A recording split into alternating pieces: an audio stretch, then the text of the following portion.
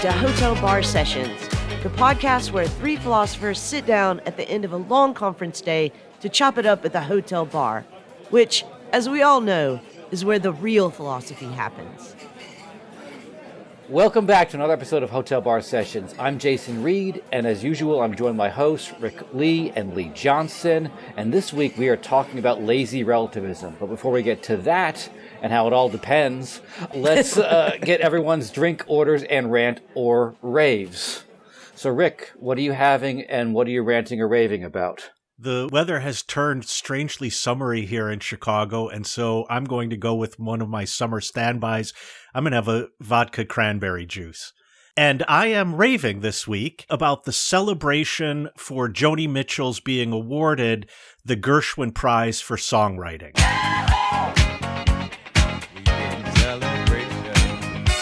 So this is an award that is given out not even every year, and Joni Mitchell was awarded it this year. And they had a celebration, and the celebration was a concert. And I'll just point out two highlights. Annie Lennox doing Both Sides Now, I was like weeping. And then, in order to honor Gershwin, Joni Mitchell did a version of Summertime at the end, which was amazing. So Joni Mitchell, the celebration of her winning the Gershwin Award, it's available on PBS, so check it out. Nice. Leigh, what are you drinking and what are you ranting or raving about? I'm just going to have an amaretto sour today, and I am ranting, and I'm ranting about sovereign citizens. So I was getting an oil change the other day, and while I was sitting in the waiting room, unbeknownst to me, I was sitting beside a sovereign citizen, and I noticed that his car had a strange-looking license plate on it. It looked like a fake license plate, and I asked him about it, and he said, well, you don't actually need a license or registration to drive. You just have to tell them that you're traveling and that you're not driving. And so, like any good left liberal sheep, I went home and did my research, and I started down a YouTube rabbit hole about what in the world is he talking about. And I saw all these videos of quote unquote sovereign citizens being pulled over and arguing with the police about some bizarro, I mean, truly Looney Tune reading of, I guess, the Constitution and interstate travel. And there are all these keywords, like you're supposed to say, I'm traveling and not driving. This is a car and not a conveyance. I don't know. But it is a strange, strange world out there for sovereign citizens and for all the rest of us because of sovereign citizens. So Jason, what about you? What are you drinking and what are you ranting or raving about?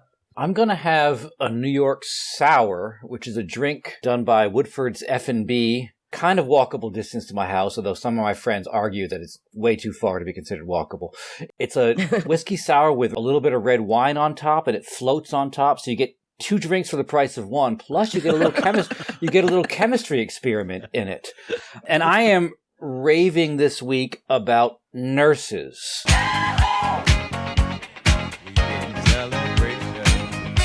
My father has just been in the hospital, just got out. Things are looking great.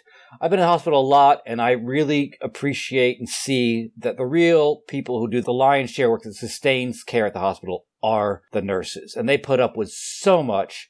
Mm-hmm. And also, just side note, I also support the nurses at Maine Health in their attempt to unionize. And Maine Health has spent like a ton of money on anti-union consultants, which if they had that kind of money, you can afford to pay your nurses better. Preach. So, Leigh, lazy relativism. What does that mean and what do you want us to talk about? So on the first day or in the first week of all my classes, I warn my students against what I have named lazy relativism.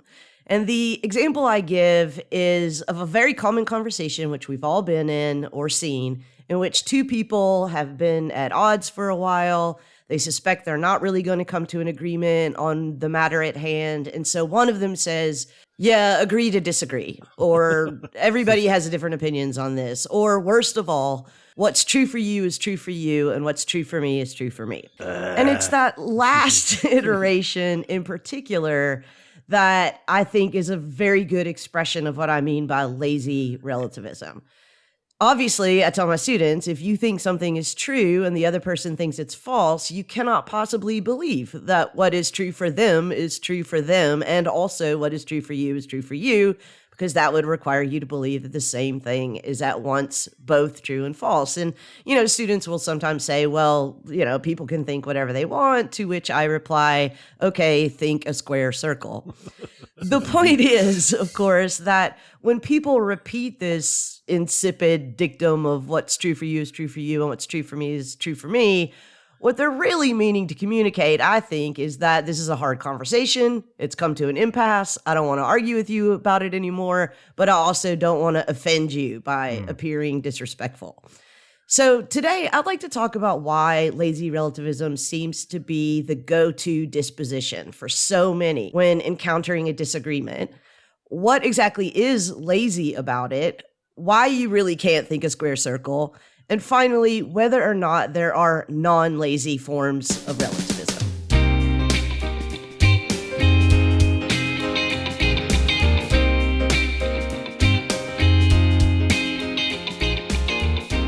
Okay, guys, so in the intro, I described what I'm calling lazy relativism, and I'm wondering if this jives with your experience. Do you see this among your students, among your colleagues, among your elected representatives? Is this something that sounds familiar to you? Well, I'll start, but I have a clarifying question before I start. Is this lazy relativism a relative of a claim that I hear more often from my students, namely, it's just subjective? It's all subjective. I think it is, yeah. Okay, so then I think this is the disease of the thinking of our contemporary students. They're convinced that almost everything is subjective, and therefore they are convinced that what's true for me is true for me, and what's true for you is true for you. And they don't seem to be bothered by the manifest contradiction of that claim.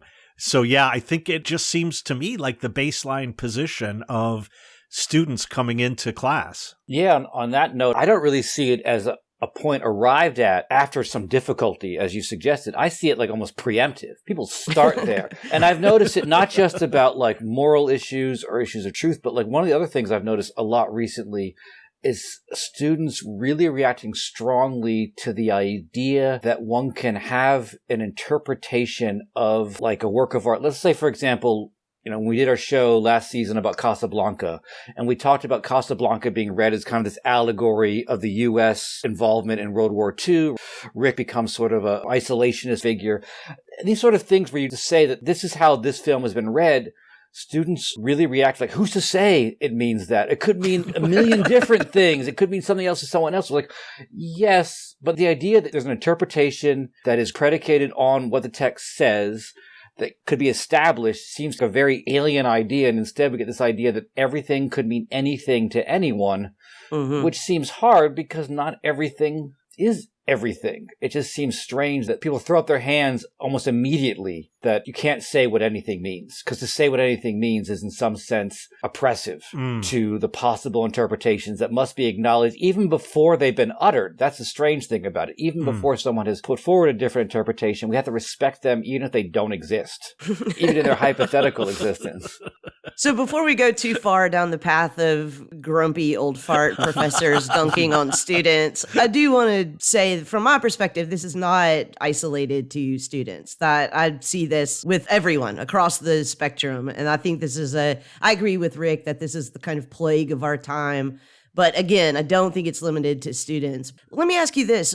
So I call this lazy relativism, and I've been calling it lazy relativism for a long time. Do you think that lazy is a apt adjective here? Well, I think all of us are familiar with philosophers who come eventually to a relativist position. And they go through a number of arguments and look at how knowledge is possible and recognize that all knowledge is located in a specific place and from a specific perspective. And then they come to the conclusion that certain things, and I don't think all things, but certain things are relative. And I would say that position, which I also disagree with, But I think that's a more, how would we put it, hard-won position. One has to do some work in order to get there. Whereas what's true for you is true for you, and what's true for me is true for me.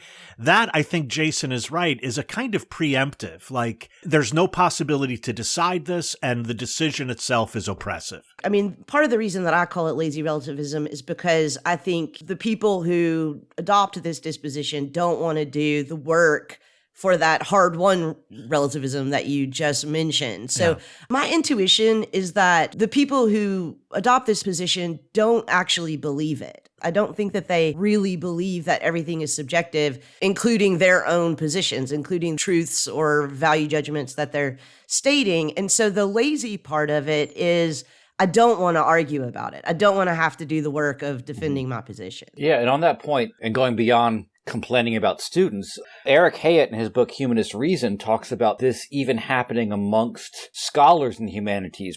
When he's not writing about the humanities, he writes about Chinese literature and culture. He said, like, I think this thing is true.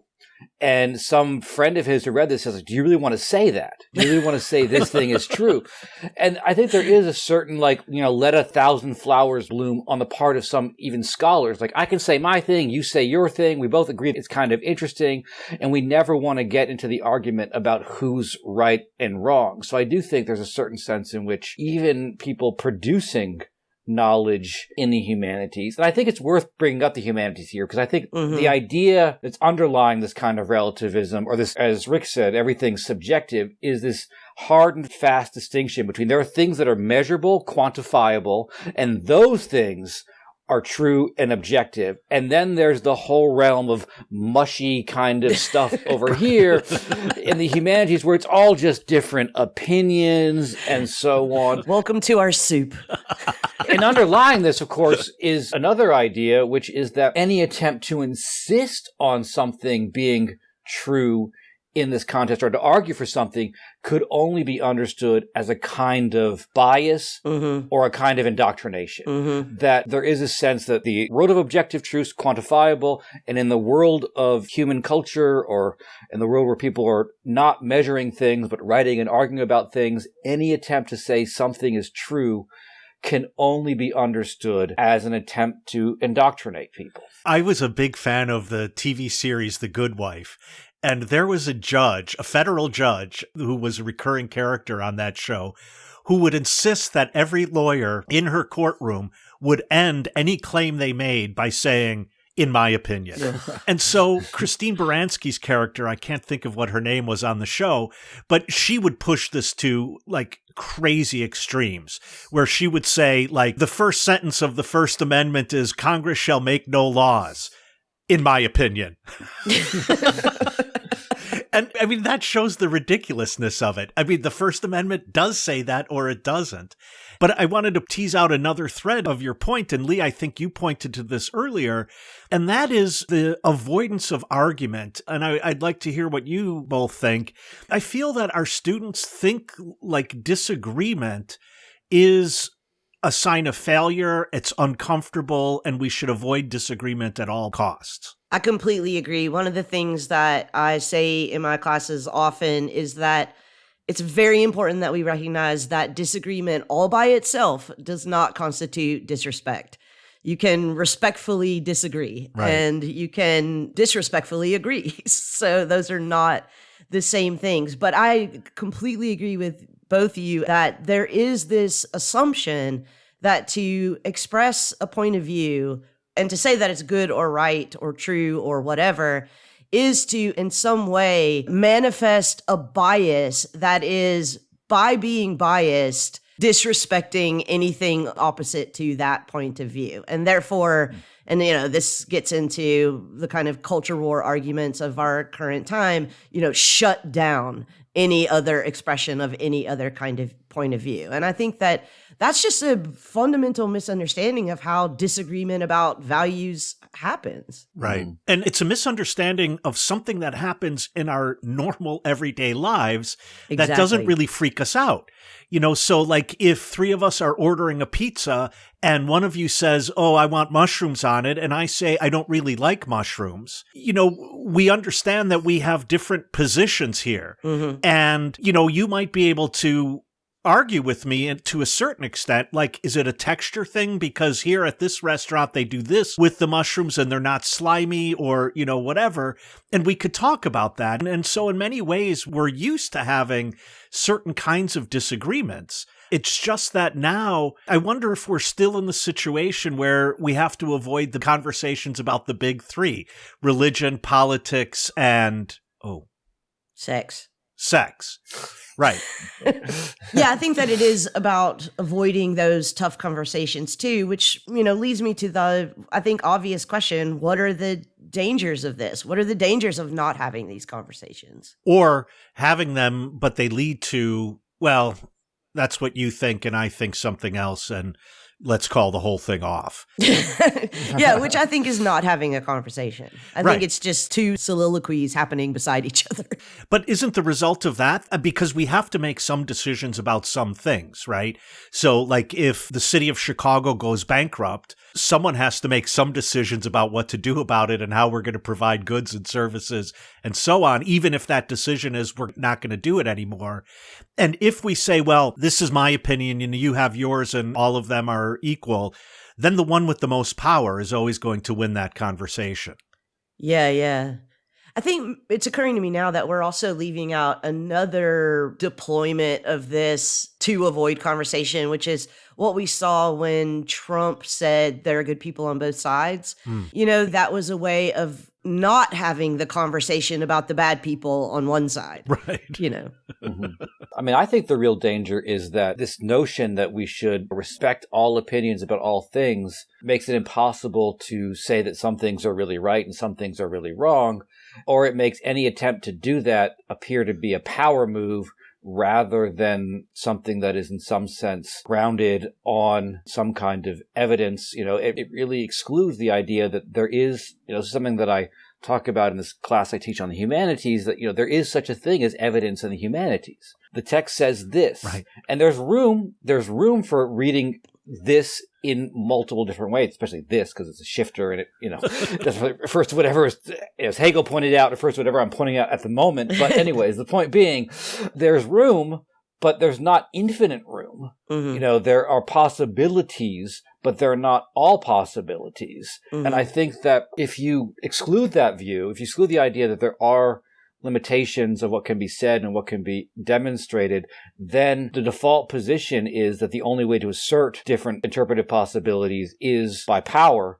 And that has all kinds of terrible consequences. Yeah. And again, I think that is just a fundamental misunderstanding of what is supposed to be happening when there are disagreements about values, interpretations, truths, goods, whatever, which is not that what I'm trying to do is, in some kind of authoritarian way, assert my view onto you. I mean, it seems to me that if I'm actually doing the work of providing evidence, of trying to persuade, of engaging in a genuine good faith conversation with somebody with whom I disagree, the position from which I'm doing that is not one of authoritarian power. Right. It's one of an invitation to a kind of community, right? Like I think that I want you to understand why I think your position is wrong. I want you to understand why mine is right. And hopefully at the end of this conversation, we'll find ourselves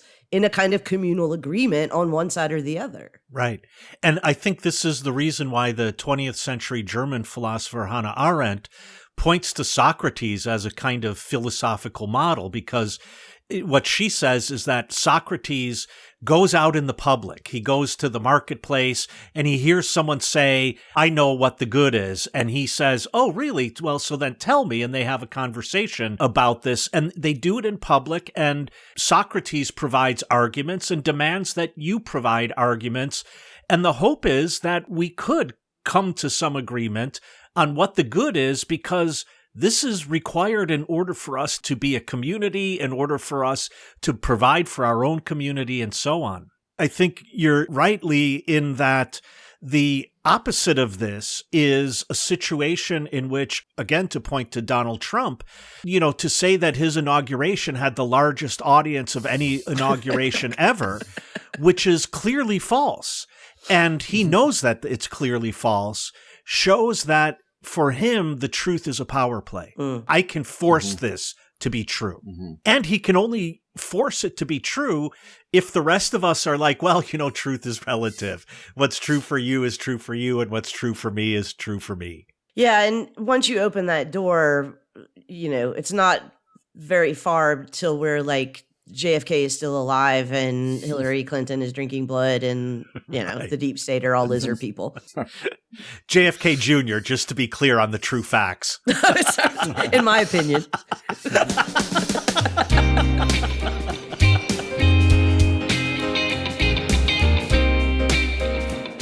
Hey, we couldn't hear you while you were shouting into your headphones.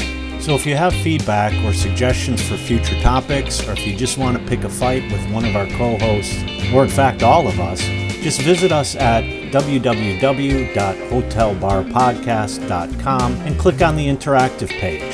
If you want to belly up to the bar with us, at least virtually, you can always email an audio clip to hotelbarpodcast@gmail.com.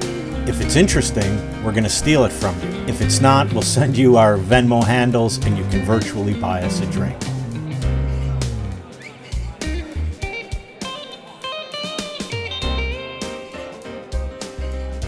Since we all seem to agree that lazy relativism is a pervasive mode of thinking in contemporary society, I would like to ask the question I learned from the philosopher Thomas Hobbes, namely, who benefits from this?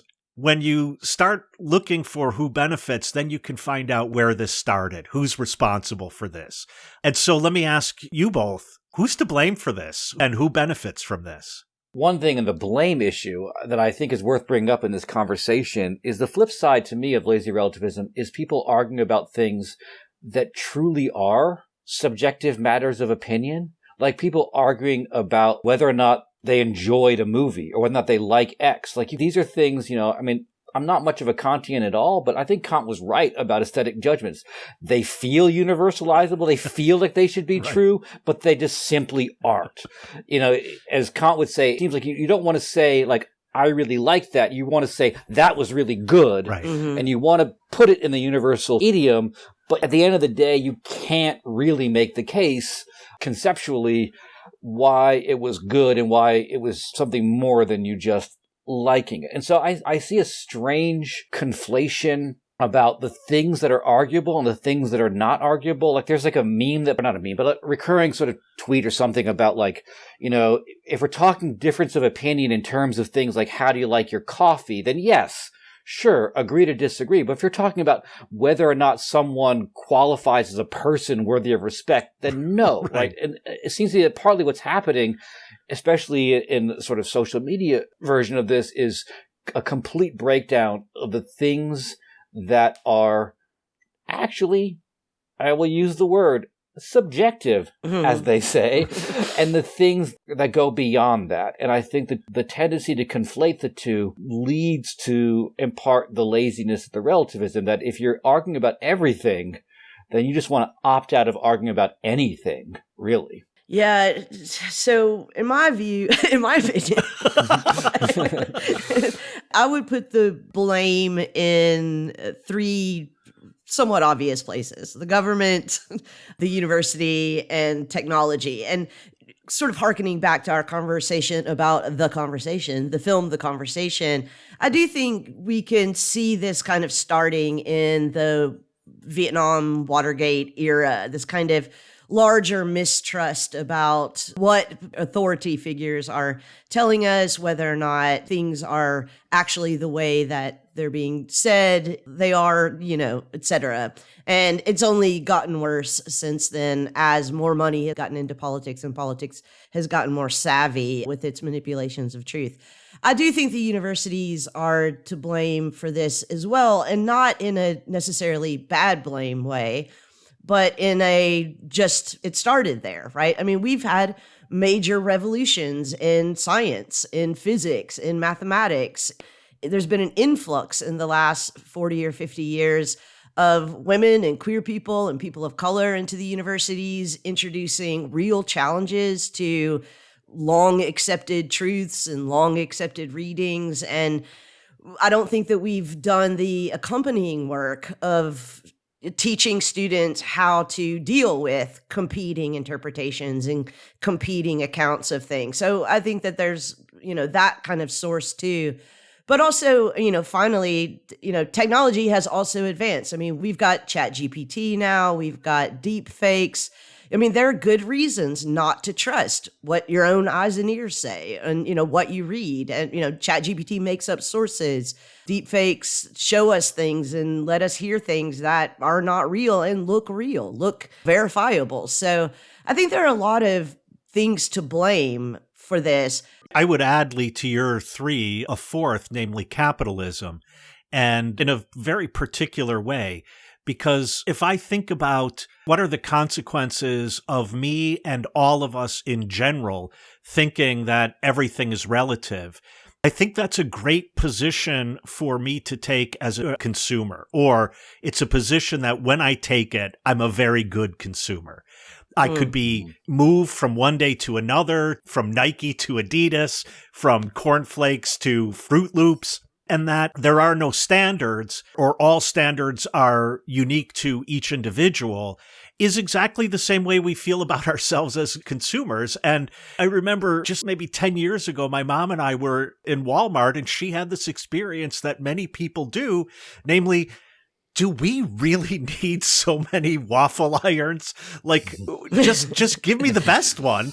And I shouldn't be standing here choosing a waffle iron. That's really such a good point, Rick. And it occurs to me now that so much of our interactions with each other are on ad-driven platforms, it is as if all of our interactions with each other become equivalent to, I don't know, choosing a cereal. Right.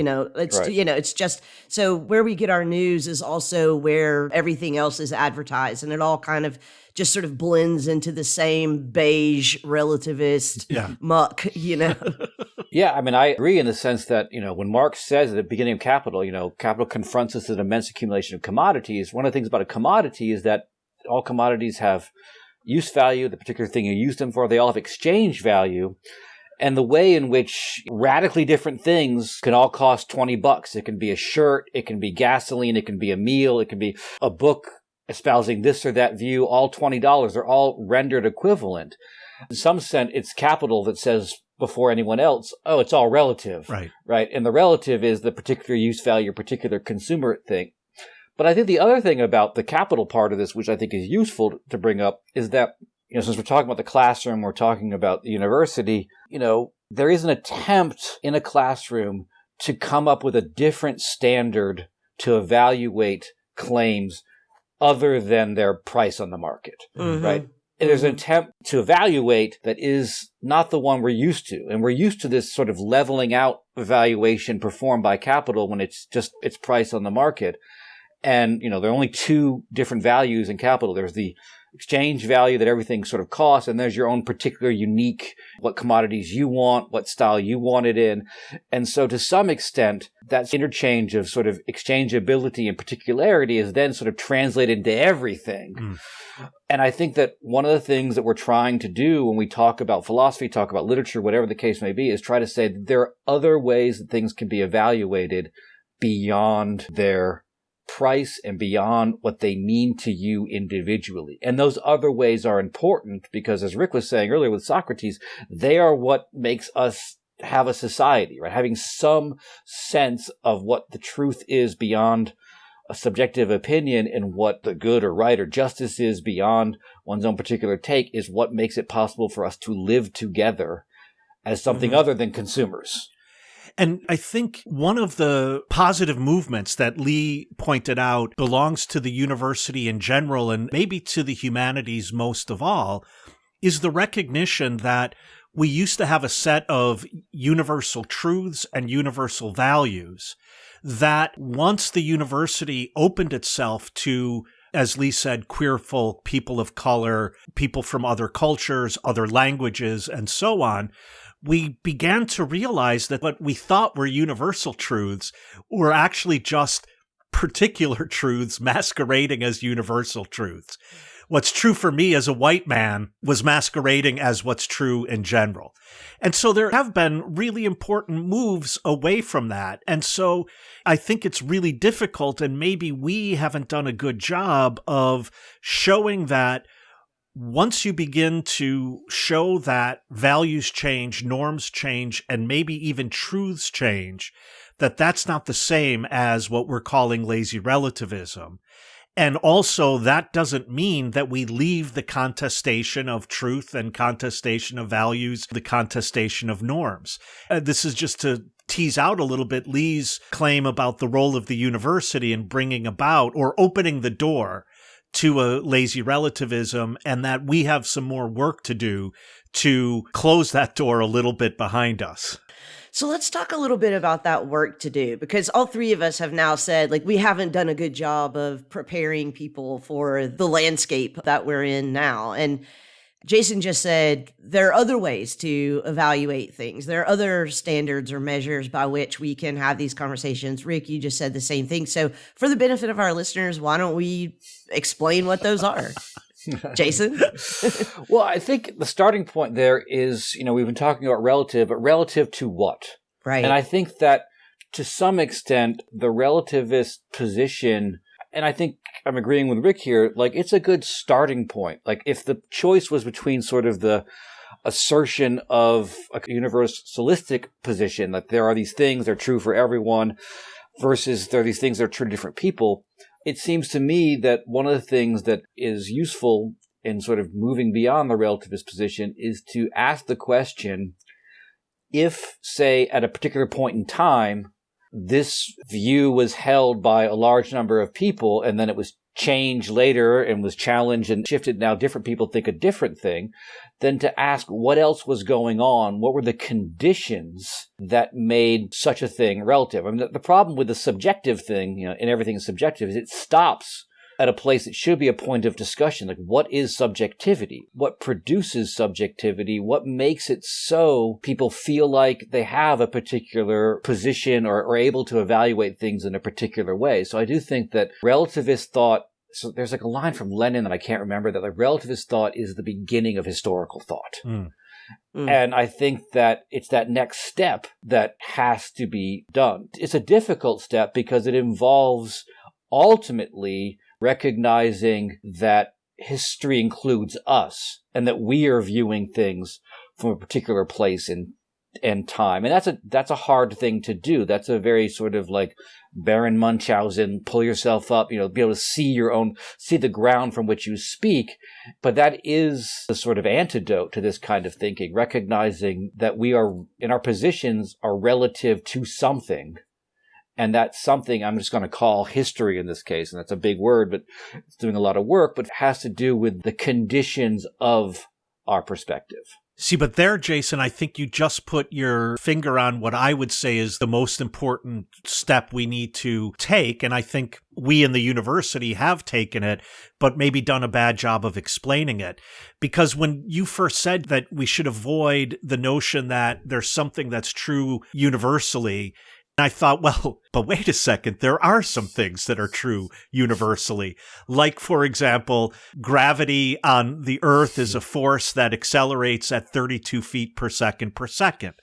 But then, of course, the conditions could alter. And if the conditions were to alter, then it would no longer be true. And there, I think you're pointing to the conditions is exactly where I would go as well. That we need some tools in order to uncover the conditions in which certain things are true or not true, in which certain things can be seen as a value or not seen as a value. And this goes even to individual choices of taste, for example. Like, why are some jokes dated or, some humor dated? Why are there now some things about which we can't laugh and before we could, and in the future we might be able to again? And so I think the move to the conditions for these things to be the case is the first step, that we have to explain how we do that and why we do that. I think the first step is to demonstrate to your interlocutor, assuming that your interlocutor is the lazy relativist here, the stakes of their position. And I think many times the best way to do this is just a straightforward reductio ad absurdum, right? Just to present them with an exaggerated demonstration of what their position would entail if taken to its extreme ends. So I'll sometimes do this with people when they're saying, agree to disagree, or everybody has their own opinion, or everything is subjective, and say, even mathematics, like how do you get change at the grocery Right. store, right? If mathematics, or with my students, in grades, right? Okay, so I'll just, flip a coin at the end of the semester and everybody will get their grade because it's just subjective anyway. And I mean, of course, they think that grades are subjective anyway, but you get the point. But I do think that, maybe it's a little, sleight of hand sort of thing, but I do think that sometimes those are really helpful, just practically in conversation, to point out to people, because again, I don't believe that lazy relativists are actually relativists. I believe that they're relativists because it's a strategic decision mostly made on the basis of either their commitment to something about which they do not want to see themselves disproven, or their uncomfortableness with having an argument. Yeah, and what I do in class often is show, and I think this is what you were pointing to, Leigh, is to show that everyone as an individual is practically committed to the opposite of lazy relativism. And what I mean by that is a situation very much like what you pointed out, Leigh, that when I go to the grocery store and they say, okay, that's $4.95, and I give them a $10 bill, how do I know when to walk away? Right? Yeah. I mean, there is a truth there that is not subjective. It is not relative. And we all insist on it. And my practical life seems to insist on it all the time. And so I think that is, for me, a very powerful argument that practically we can't live such a life. Getting back to my earlier point about how these conversations about truth, we really need to shift the thinking about them to not being about a kind of authoritarian assertion or imposition of power, but rather a communitarian project. Even if someone were to come back and say, but mathematics isn't objectively true or universally true, which, there are some merits to that argument, you can still say, right, but we function in our day-to-day lives on the basis of things that are intersubjectively true, right? Which is why, as Rick and Jason just said earlier, as conditions change, the intersubjective evaluation of truths will sometimes change, and the truths themselves will sometimes change. But there is a merit to acknowledging things as intersubjectively true.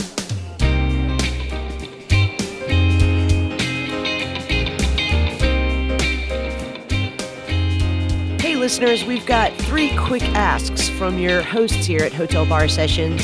First, if you haven't done so already, make sure that you're subscribed to this podcast on whatever platform that you listen to podcasts. Second, hop on over to Twitter and make sure that you followed Hotel Bar Podcast there. We're at Hotel Bar Podcast, and you can find the Twitter handles of all 3 co-hosts in the bio there. And third, and probably most importantly, we would really appreciate it if you could recommend us to your friends and share our podcast posts on your social media.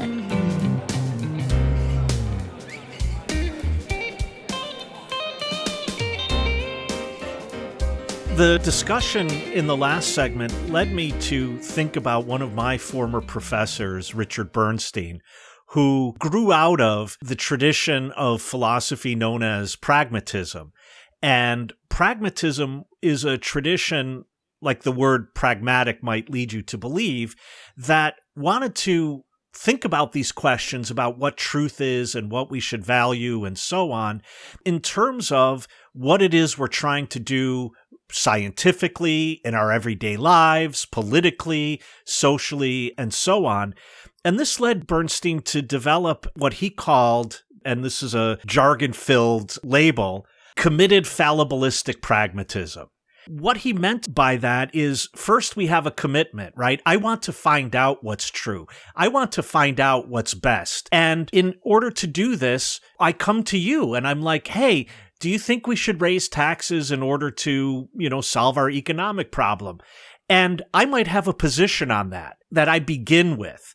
But in conversation, I come to realize I need to throw out my foundation and start again. And so that's the fallibilistic part. And for listeners, fallibilistic just means I could be wrong. Right. I could be wrong. And he puts this forward, in fact, as a response to relativism. He wants to show that there is a position between the notion that there are truths that are universal and true for everyone, and these include truths about what is morally right and what is morally wrong, and so on.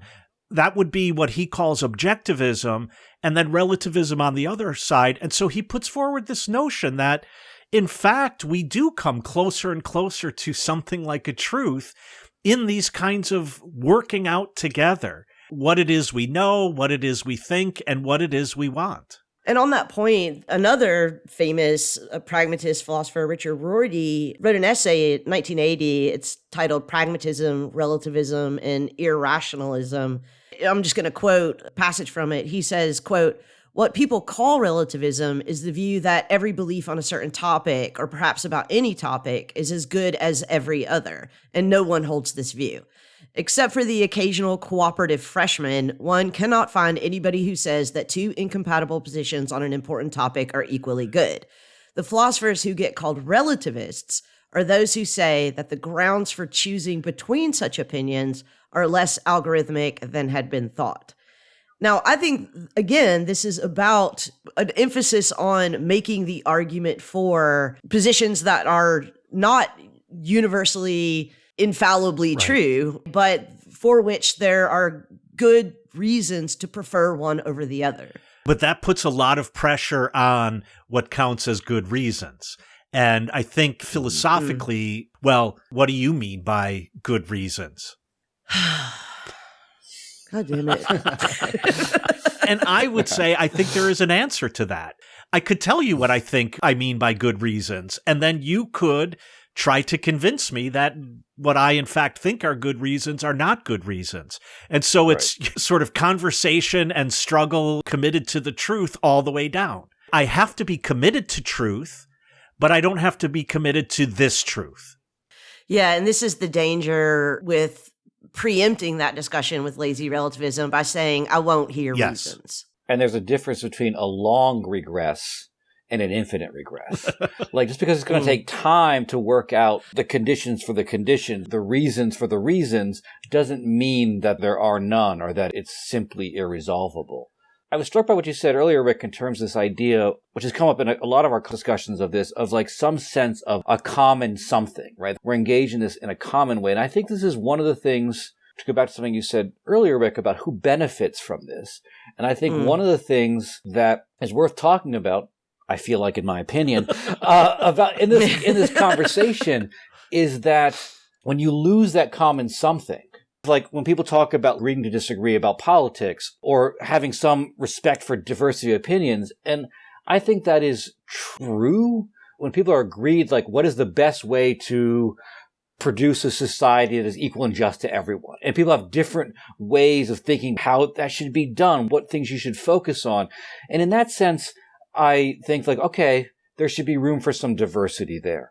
But when people opt out of that commonality and their political position is what is the best way to realize benefits for me or this group of people to which I belong at the expense of everyone else, then they have fallen out of that common search. So that at that point, you know, it's no longer the sort of agree to disagree or like let a thousand flowers bloom sort of thing. And it is about recognizing that there's a hard division which is coming there. And I think some of what is happening is sort of the weaponization of a certain kind of diversity has to do with people wanting to opt out of that common struggle, right? In the sense that they no longer want to be part of the common search for truth or justice, and they want to be part of what benefits them, right? It goes back to, as you were saying earlier, about the Trump and the power move. And I think that the sort of assertion that truth is a power move is also an assertion of, I'm not interested in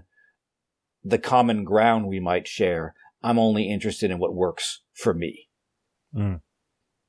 You're really pointing out something very interesting that I had not thought of before, Jason, which is that often the lazy relativist is the one who is most confident that truth is not relative, is the one who believes that their truth is an authority, right. And the refusal to have a conversation about it with this kind of sleight of hand of, well, everything, what's true for you is true for you, and what's true for me is true for me, is just a way of preserving their position of authority or power. And to this extent, I actually think one of the plagues, not only on our society, but on the Supreme Court in particular right now, is lazy relativism. And the worst lazy relativist on the Supreme Court is Clarence Thomas. And that sounds weird because Clarence Thomas is such a, rigorously uncompromising figure, but also a figure that never has a conversation, right. Mm-hmm. Never asks any questions, never explains himself, right? Knows that he is in the majority and he has the power and he can wave his hand at the relative truths of the other 8 justices, but that hand waving, that I'm not going to engage in a conversation or explain myself or really, inquire after your explanations, is just a way of acknowledging that he has an authoritarian truth that is going to prevail anyway. Right. I mean, everything is relative, or everything is subjective, is a universal claim that never wants to own up to its status as a universal claim. It's hoping, as you won't notice, its claim for universality because of the fact that it opts out of the argument. But it is a strong claim. The thing about the everything is relative is that it reserves a status for itself that it won't acknowledge and won't grant to any other claim. It's a universal claim. Everything is relative is a universal claim. Now you're convincing me that maybe lazy is not the right adjective for this kind of relativism. Well, but I think lazy is the right adjective because when Jason says, if you point out that the claim everything is relative is not itself relative, I often find the response I get to that is, who cares? Or, isn't the principle, that something cannot be both true and false at the same time, isn't that also relative? And why do I have to abide by it? So when you say you can't think square circle, I'm thinking it now. Get off my back.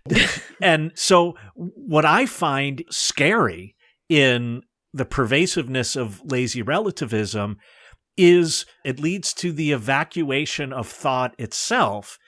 And so then all decisions are made not on the basis of thinking them through and talking them out and even, God forbid, argue about them and try to convince one another about them. It's just left to a region in which thought has no role to play. And I find that extremely frightening. And I find that to be Clarence Thomas's. He's the king of that land, of the land where there is no thinking. And it gets you yacht trips. It gets you... and private jets. Yeah. The best locations for laziness. I'm sorry, but the square circle thing is stuck in my craw. I mean, I wonder sometimes whether we let lazy relativists off too easy, because at some point, if people say, I am thinking a square circle right now, I feel obligated to say, describe to me what you're thinking, right? I mean, because, the definition of a square is an object with 4 sides and 4 angles. The definition of a circle is an object with no sides or angles. How are you thinking a square circle, right? And I think that this also happens in politics, that especially on the left, we just don't force the right to articulate the absurdity of some of their positions. And I think, unfortunately, that's because we're nicer. But we also fall into this disagreement, disrespect, conflation too often. But each of us has raised Trump, and he's come up several times. What I find most distressing is the fact that even if one were to point out Jim Jordan's manifest contradictions and not let someone like Jim Jordan off the hook, a person like him, a person like Donald Trump, just doesn't give a shit. That used to be embarrassing, and it's not anymore. And the fact that the relativist position has now taken hold of everyone, even people who want to put down moral absolutes like abortion is wrong, they're the most relativistic of all because they will not give an account of their position. They will not provide reasons for their position. And then it just becomes, as I said earlier, a play of pure power. I have the power now, and so you shut up. Because isn't that what lazy relativism is? As you started out, Leigh, it's a conversation stopper. It's telling you, not only I don't want to talk about it, but I don't want you to talk about it. Yeah. Do you think that lazy relativists make everything a value judgment? Like, do you think that one move of lazy relativism is to say there are no facts, there are only values? I mean, is that the same thing as saying, in my opinion? There are no facts, there are only values, and values are relative. Right. No, I feel like that's true. Well, okay, and there's another thing. I just said I feel like that's true. Yeah. And it's this feeling business that I think also gets lazy relativism going. Yeah, this was Stephen Colbert's truthiness definition, right? It feels true. And I feel it in my gut, and the gut has more nerve endings than the brain.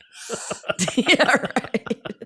On that point, I do sometimes prod my students not to say I think that or I feel that, but I argue that. And, I mean, it's a ham-handed way of trying to correct something else, but I feel like I would argue that it's a good practice to practice because it just saying those words changes your approach to what you're stating. And I'm the same way with, let's say we're reading Thomas Aquinas. Thomas Aquinas believes that. And I want to point out, well, tell me what you mean by belief, because I see a rigorous argument here. And I think the conclusion of an argument is not a belief. In my opinion. This is never going to get old. Yeah, I mean, I think the belief thing shows that I sense that if you take the lazy relativist... We're falling off the bar stools here, guys. If you take the lazy relativist position, the only way to persuade anyone of anything is to indoctrinate them, And I think about the way in which the language in a lot of these bills in Florida and Texas that are trying to outlaw certain types of teaching, critical race theory, etc. One of the things that comes up again and again is like, a course cannot demand any kind of beliefs of a student.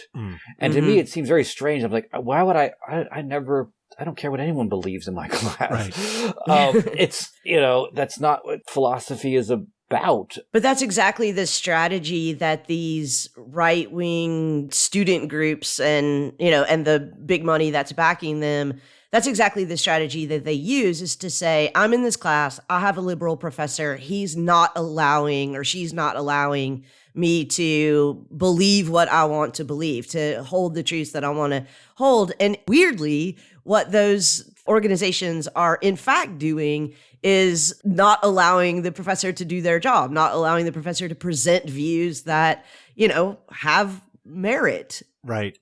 And in some sense, those groups are really more on the side of the kind of relativistic corruption than the supposed postmodernists that they constantly criticize. Like, once you start saying things you need to respect, like viewpoint diversity, you're pretty much affirming a certain kind of relativism. Right. And the idea that these views should be respected regardless of what kind of justification or argument one can give for them is to pretty much throw up your hands and say everything is permissible. And it's strange to see that coming from the people who supposedly, on the other hand, will say they want to defend Western civilization, blah, blah, blah, blah, blah, to say that everything must be permissible at the same time. Right. Because I also want to say that there are a diversity of viewpoints. Or, there is viewpoint diversity. Maybe the strategy I need to take is, it doesn't count as a viewpoint if there's no argument. Right. Yeah, and I think if you can't provide reasons for it, but also this goes back to something Jason said earlier, that there are multiple viewpoints, but there clearly are not infinite. If I'm reading Plato's Republic and talking about the allegory of the cave, and you say, well, in my opinion, it's about how to make cheese,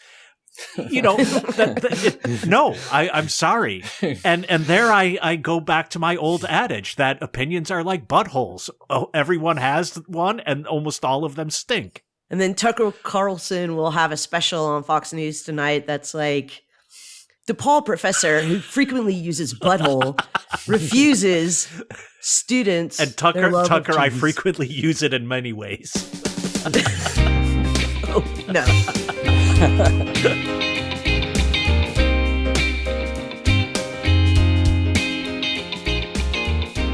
All right, guys. So the bartender says that, in her opinion, it is time for us to leave. And unfortunately, the closing time is not up to any of our opinions. So before we roll out of here, any final thoughts on lazy relativism? Rick, let me go to you first. Yeah. I want to pick up something, Leigh, you said about the fear of disagreement. And I want to point out that, while the three of us often agree about things, we have had some significant disagreements about a number of issues. And while I may not have come all the way to the position that one or the other of you is arguing for, I've now had to think about why it is I'm committed to my position and what exactly I'm committed to my position for and what the stakes are. And I think that there is something really important in disagreement, and yet that disagreement is prevented by lazy relativism. And therefore, I think the struggle for the truth is stopped, and I think that is dangerous and that hurts all of us. Jason? Well, I think after having this conversation, I'm thinking more about we should just acknowledge that lazy relativism is the spirit of our times, and rather than complain about it, do more to kind of address it and begin to sort of work from it. Because I do think it is a starting point, and I view it very dialectically. Like, it has positive aspects to it. It's often grounded sometimes in a feeling of respect for others, often grounded in a recognition that the supposed just simple assertion of something as like universally true is, to use the jargon of our times, problematic. And so I think it is a starting point that is worth working from rather than sort of bemoaning it as kids these days. Yeah. What about you, Leigh? This conversation in particular has really made me rethink the fact that I call this lazy relativism. I think what has come out in this conversation is that there's something quite consciously strategic about deploying this position often, not all the time, but often, and it might not actually be lazy. But I will say to those of you out there who are lazy relativists that disagreement can be really fun. Yeah. And it is an excellent way to refine and sharpen your own thinking. And the more of these conversations that you can get in, I think the more you will find that lazy relativism is a ultimately dissatisfactory disposition to hold. So I would say, like, don't avoid these conversations. I mean, maybe don't get in them with me because I think disagreements are really fun. So, don't start off with somebody like me, but, try to have these conversations instead of just throwing up your hands in the kind of both sidesism. Yeah. Remember, people, we are trained professionals. Do not try this at home. No, try it at home, but yeah. But we are trained professionals. That being said, do we each get our own ride home, or can I gather up a common ride for all of us? Well, I'm not driving, I'm traveling. So. I'll go in the car with you, but I'm going to have my own interpretation of what directions we should take and be yelling them the whole time.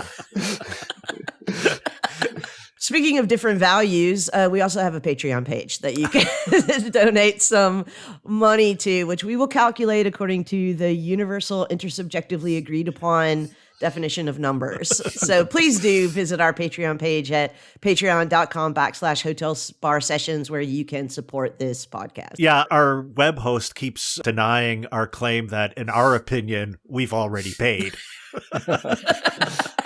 All right, guys, I'll catch you next time. Good night. Good night.